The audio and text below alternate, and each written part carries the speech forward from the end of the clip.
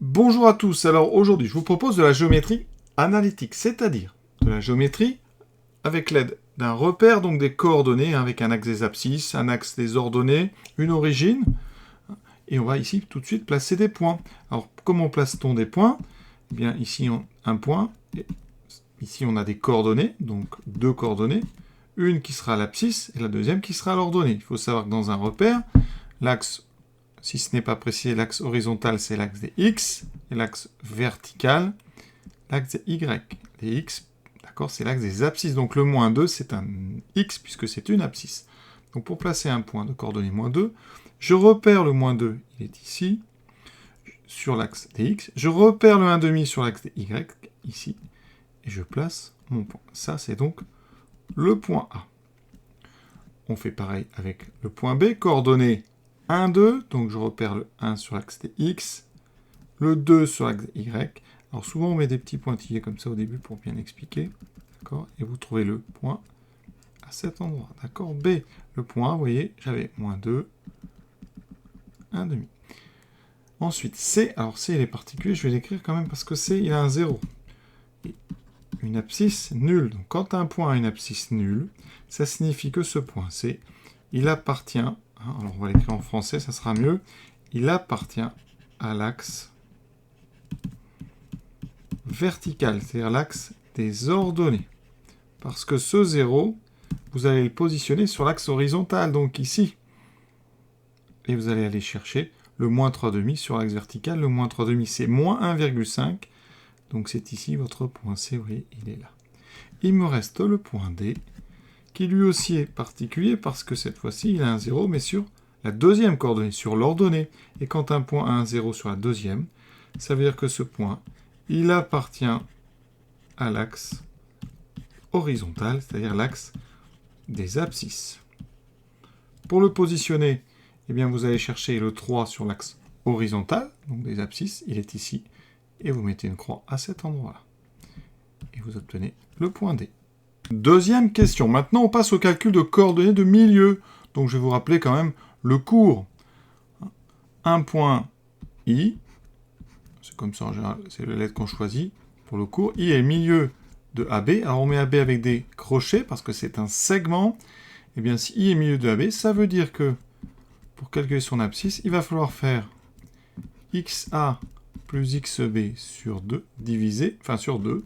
Donc l'abscisse de A plus l'abscisse de B divisé par 2. Et pour le Y, eh bien c'est une formule similaire, mais avec les ordonnées. Donc YA plus YB sur 2. On applique ça tout de suite dans le sujet. Donc, mon point A, là c'est le point, on cherche le milieu de BC, vous voyez, donc il me faut les coordonnées de B, 1, 2, les coordonnées de C, 0, moins 3,5.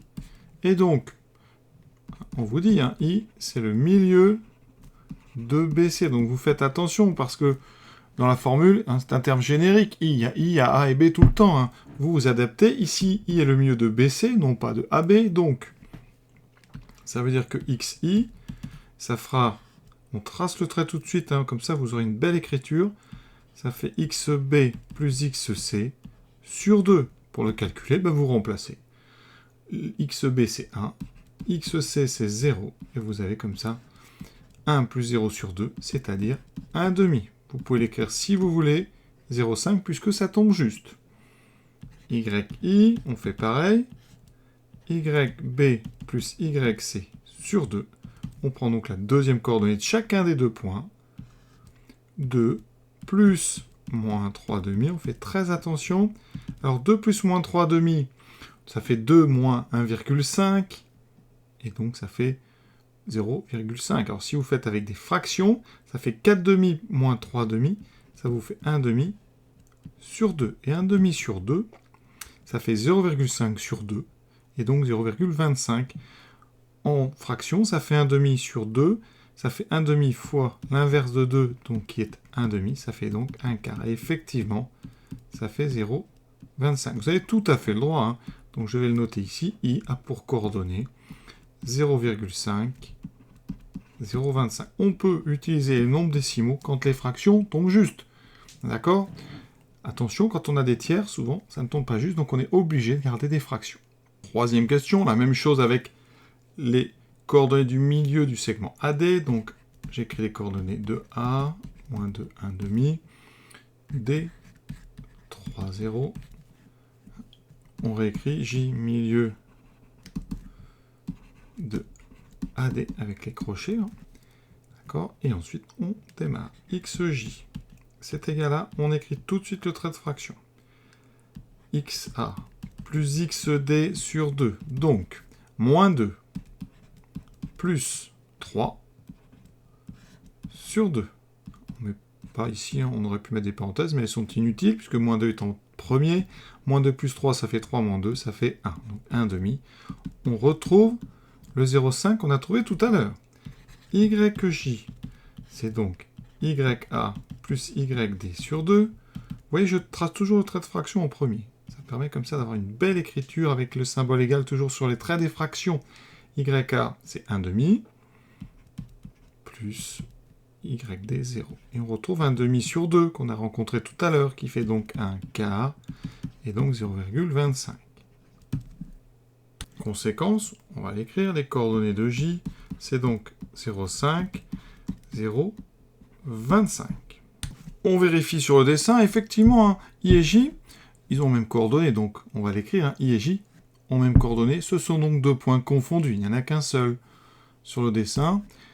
Vous voyez, ce point, c'est celui-là, 0,5, 0,25. Donc le milieu de BC et le milieu de AD, mais n'est qu'un seul et même point. Hein, c'est le point qu'on va garder, soit I, soit J, mais c'est l'un des deux. De toute façon, les deux points sont confondus. Et là, on va utiliser maintenant une propriété pour démontrer que le quadrilatère ABDC est un parallélogramme. Alors, cette propriété, vous la connaissez, c'est celle des milieux. Donc on dit quoi ici? I et J ont même coordonnées. Donc, ils sont confondus. Ce sont deux points identiques. Ça veut dire que dans le quadrilatère ABCD, DC, c'est très important. ABDC, hein, regardez bien. On part de A, puis B, D et C. Et on ferme. Et vous voyez, ça semble être un parallélogramme. Et bien, dans ce quadrilatère, on a donc deux diagonales. Les diagonales, alors elles s'appellent donc AD et BC. Les diagonales, ce sont des segments. Les diagonales AD et BC se coupent dans leur milieu. Oui, on vient de démontrer que les points I et J sont confondus. Donc elles se coupent en leur milieu. Et ça, c'est une propriété caractéristique des parallélogrammes. Donc, ABDC est un parallélogramme. Toutes les figures qui ont des diagonales qui se coupent dans leur milieu sont des parallélogrammes. D'accord? Vous voyez qu'ici, on aura milieu, et ici, milieu. Alors vous allez me dire, mais il y a plein de figures dont les milieux se coupent, dont les diagonales se coupent en leur milieu. Je réponds oui, effectivement. Vous avez par exemple le carré. Le carré a des diagonales qui se coupent dans leur milieu, hein, pour des raisons de symétrie. Et un carré, c'est donc un parallélogramme. D'accord? Les parallélogrammes ne sont pas tous des carrés, mais les carrés sont tous des parallélogrammes, puisqu'ils ont cette propriété caractéristique des parallélogrammes. Un rectangle aussi, a des diagonales qui se coupent dans leur milieu. Et donc, là, vous avez compris, puisque c'est une propriété caractéristique, un rectangle, c'est donc aussi un parallélogramme. Vous avez aussi le losange, qui a 4 côtés égaux. Et le losange a des diagonales qui se coupent dans leur milieu. C'est donc aussi un parallélogramme. Voilà. Et donc, dans la famille des parallélogrammes, vous avez bien des cas particuliers, carré, rectangle, losange, hein. Mais tous sont des parallélogrammes puisqu'ils ont tous des diagonales qui se coupent dans leur milieu. Donc dès que vous avez une figure avec des diagonales qui se coupent dans leur milieu, vous êtes assuré que c'est un parallélogramme. C'est ce qu'on appelle une propriété caractéristique des parallélogrammes. Alors il y en a d'autres. Un parallélogramme, eh bien vous avez aussi les côtés parallèles 2 à 2. Mais ça c'est plus compliqué parce que vous devez vous occuper des côtés 2 à 2. Donc il y a deux paires de côtés. Donc parfois ça fait plus de calculs. Ici vous avez juste calculé les coordonnées de deux petits milieux. Ça va très vite, d'accord ? Et on verra dans l'exercice suivant qu'on peut aussi avoir un programme avec une simple égalité de vecteurs. Et ça, c'est l'affaire des exercices, donc 27 et les suivants. Voilà. À très bientôt.